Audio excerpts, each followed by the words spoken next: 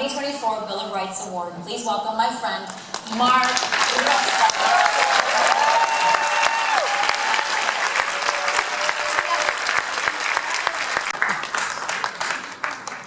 Thank you, ACLU of Southern California, for all you do, and frankly, what you will be doing in 2 weeks and months and years ahead. We got our asses kicked. What doesn't kill you makes you stronger. But sometimes you have to spend a little time in bed before it happens. It was hard to come here, honestly. So we need the ACLU of Southern California for your skills and among many other things to protect us in this country. Now, suffice to say, it's overwhelming and humbling to receive this special honor. I'm really heartened to stand with the company of tonight's honorees. We've heard such great stories and seen such beautiful tributes to everybody. And I'm also grateful to be here in attendance with all of you guys. The fact that we're here says a great deal about what we all care about in this life. And I want to appreciate you all for your values and the grief and the fear that you most acutely may be feeling as well. Because I know I am. We suffered a great loss. It's a loss that touches deeply on so much of what we've worked for and we've hoped for and dreamed of for such a long time now. What can we do now? Look around you and see who you're with. That's what I have to say about this time. We've all been together. We know how to take care of each other. And we can relax in this moment and the reality of that. Let that give you some comfort in these days that come. We're not new to this.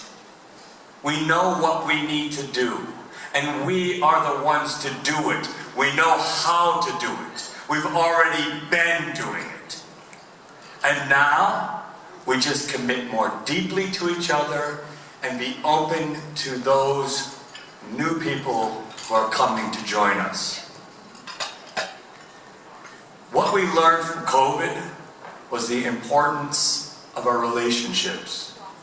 I heard it over and over and over again. That was the gift of that difficult time. Now, personally, I'm no stranger to calamity. None of us are. But what I've learned from it is that there's always a gift. There's always a gift in it somewhere. And that is the gift of our deepened sense of humanity and connection. That is the essence of compassion.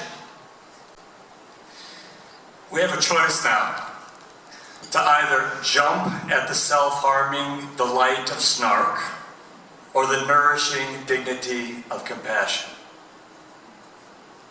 Now is the time to resist further isolation, to keep our own light, see the light around us, and find each other even in the most unlikely, unwanted circumstances.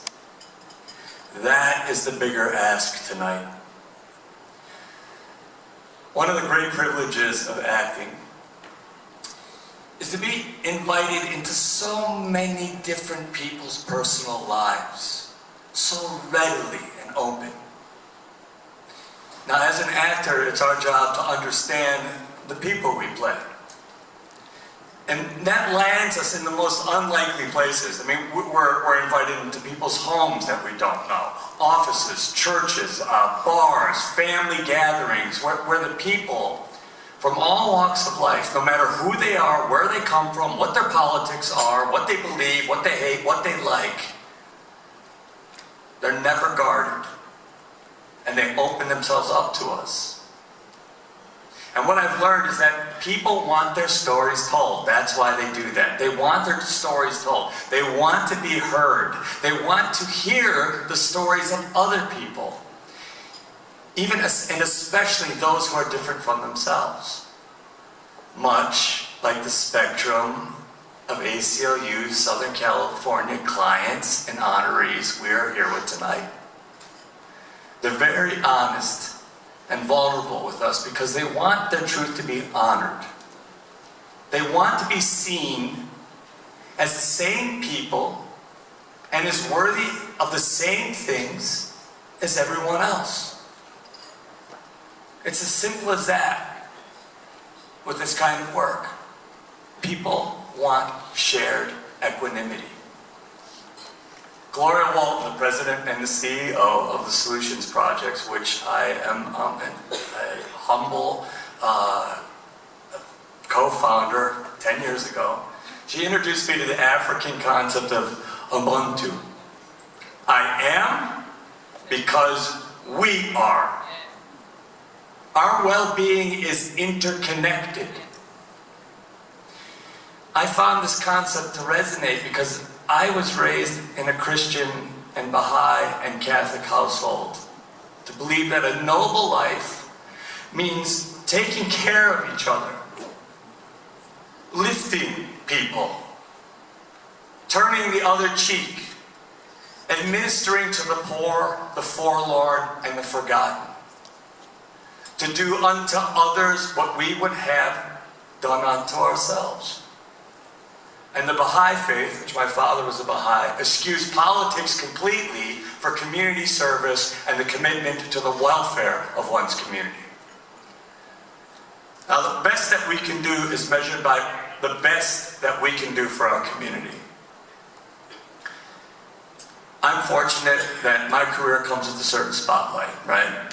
Which has naturally led me to extend that spotlight back to the communities that carry my activism, to carry my activism and advocacy and put it into my art form and vice versa. That is the challenging and difficult part to do, but the good thing to do. And sometimes it happens by chance. The kids are all right. It tells a story of two lesbian moms meeting, and the kids meeting their sperm donor dad. Now, the humanized nature of that storytelling had a profound impact on the national conversation, the cultural, social, and political conversation about same-sex marriage and parenting. And that was 5 years before the Supreme Court decision in Obergel and the recent passage of Proposition 3.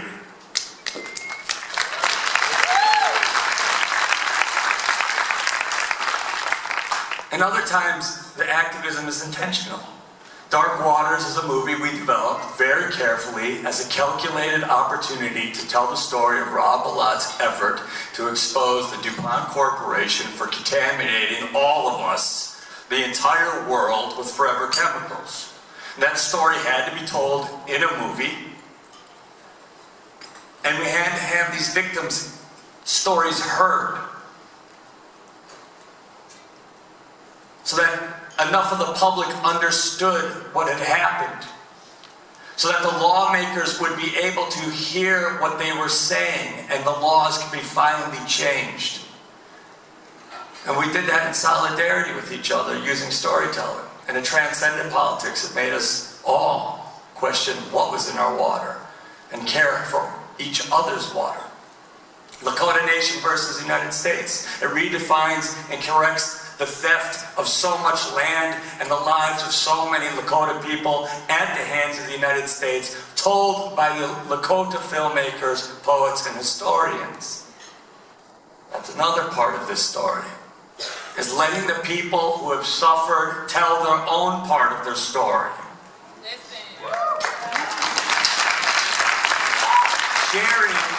Sharing what we have in Hollywood of storytelling with the people who have suffered, told from their voices. And after we made that, the version of the Hulk, this version of the Hulk, there's some great versions of the Hulk, I'm just one of many. It'll be like my generation's Hamlet, we're all going to be able to play it. But People with mental illnesses were starting to come. Multiple personality, schizophrenia, bipolar. These people and their families related to Hulk. You have no idea how many fan letters I get from people who are struggling with these mental illnesses. That's the power of this. And when people identify with the situation you address, they're gratified to see the complexity of their own lives being told and revealed back to them. And it gives them a place in our story, our collective story. They're being recognized. And that's the art of it. And then there's just the platform. I have been in so many beautiful relationships with people that I've met along the way that I can share. I always say, listen, I got a spotlight, I'm going to grab you and put you in it long enough for the world to hear who we really need to hear from. And tonight I have some people from the Solutions Project. I have Brandon and Ina and one of our longtime grassroots grantees. We have all these beautiful grantees and we listen to them and we follow them. And she's from California, and it's Daryl. And we work together in stopping drilling here in California. And cleaning up the pollution here. And these are the people that I'm in relationship with, so they're here tonight. The compassion and solidarity across generations of frontline communities to the climate crisis offer true stories for the ages. We have teenagers surviving cancer and beating the polluting industries that made them sick nearby in Wilmington. Coalition partners won elected office and public support to secure a $500 million settlement from Chevron Refinery in North Richmond. And just two examples from our grantees can be made into feature films. So when people ask me to use my platform and amplify the issues and voices that Zoe listed, I can't say no. And it doesn't cost me anything. I mean, some people might hate me, but that's okay. I understand that. I can take that for what's good, sure. I'm here with my friend Julia Walsh. She invited me to fight fracking in New York State. So my concern for my family and my concern for clean water led us to banning fracking in New York State. Which brought me to Standing Rock. And then the Navajo Nation, to protect the sacred, to fight for the spoken history of the Navajo people and their rights here in America. Another partner, Allie Young, is here tonight. And what I'm saying is our relationships, it creates a web if we say yes. And it's a chance for us to demonstrate compassion and practice solidarity. It just never ends as long as you say yes. And it's one of the greatest, become one of the most greatest and most important parts of my life. I don't know how I ended up here. I'm like Percival. I'm just like, okay. Okay, I'm just a fool, really. Truly. But this is how we live. We build power for change, no matter what the circumstances are. Each day we can be part of that. And we're called always. And I say answer it. Answer the call when it comes. My greatest hope is that we come to understand that we really are in this together. Because that is the great reality. That is the lesson of these difficult times. The Lakota people, their most sacred prayer is two words, Medakwie Oyase. Stretching even beyond Ubuntu. It means we are all related. The fish, the four-legged, the birds, the bird animals, the plants, the trees, the rocks, the stones, the sky, the stars, everything, everyone is blessed. Everyone in this room. All things sacred and related and blessed. Everything related. And sadly, And sadly, that even means those who want to do us harm. We're related to them too. And they're related to us. We're all part of that family. They just gone wrong and forgotten who they are. But they're still part of us. And as difficult as that is to understand, there is a great power and humility in that. Now, everything I'm saying is embraced by the ACLU of Southern California. It is manifested every single day in this organization. Now, we got a lot to face down, all of us collectively. And the ACLU is the front line to protect all that we hold sacred and love. They are the bulwark against the coming darkness on the horizon. There are very few other organizations with so much infrastructure already available directly to address the threats that lay ahead to the most vulnerable people in our communities. And this is who you invest in at a time like this. The ACLU of Southern California has provided us with a sense of community and connection tonight that we all desperately needed. I had to drag my ass here. I didn't want to see anybody. And I'm so happy to see you. So, we're here to raise funds for them tonight. And they are the people that they serve the need, they and the people they serve need us more than ever, and we need them the same way. That is what I mean by relationship. We are mutually beneficial to each other. I felt demoralization and despair so many times along the road of all this, and the message that I keep getting is if you're losing hope, you're not giving enough and you're not doing enough. Action is the very thing that pushes back despair. We give in the ways we can. Some of you will give with your actual bodies. You'll show up on the line. You'll be there. You'll protest. You'll do those things. I've been there with you, and some of you can give by your treasure, your wealth, your blessings. So now's the time to redouble our efforts and our commitment to this ugly fight that looms on the horizon. It's going to be a big one, but put your resources in the frontline communities and organizations so you can take a moment to breathe. That's what ACL is there for. It is money well spent for your peace of mind.